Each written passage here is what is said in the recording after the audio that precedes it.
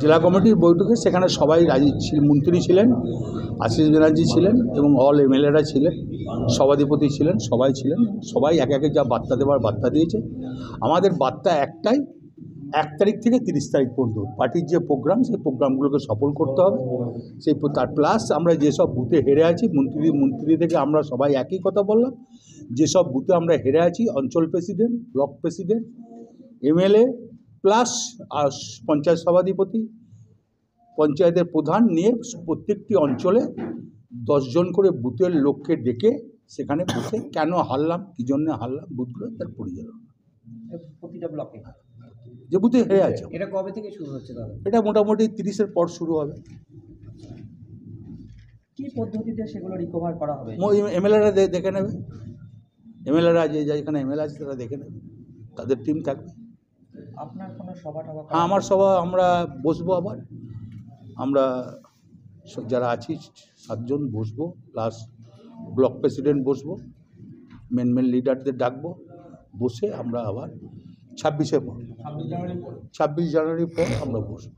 দাদা, শহরের বিভিন্ন শহরে যে ভোটের হার, হ্যাঁ, সেটা আমাদের 3টে শহরে হার আছে, রামপুরহাট, বোলপুর, সিউড়ি। এটা নিয়ে আমাদের আলোচনা চলছে। মানে দিন পর জেলা কমিটির বৈঠক, কর্মীরা কতটা উৎসাহিত? ভালোই উৎসাহিত। দেখুন, আগেও তো জেলা কমিটির মেম্বার মিটিং হয়েছে, আগেও তো জেলা কমিটি আমি যখন ছিলাম না তখন আপনি ফিরে আসার পরেই প্রথম। তার আগে হয়নি? তার আগে হয়েছে, দীর্ঘ 2.5 বছর পরে এই এত বড় আপনার উপস্থিত। দেখ, সেটা নয়, একই ব্যাপার। ও পার্টির যারা কর্মী আছে, যারা আমি ছিলাম না, তারা তো দলটাকে চালিয়েছে।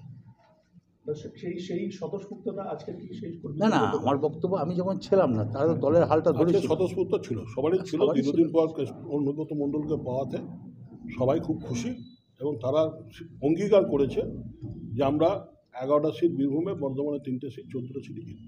আর আমাদের যেটা সিস্টেম ছিল আজকে 167টা অঞ্চল প্রেসিডেন্ট, অল জেলা পরিষদের মেম্বার, অল পঞ্চায়েত সমিতির মেম্বার, সবাইকে ডাকা হয়েছে।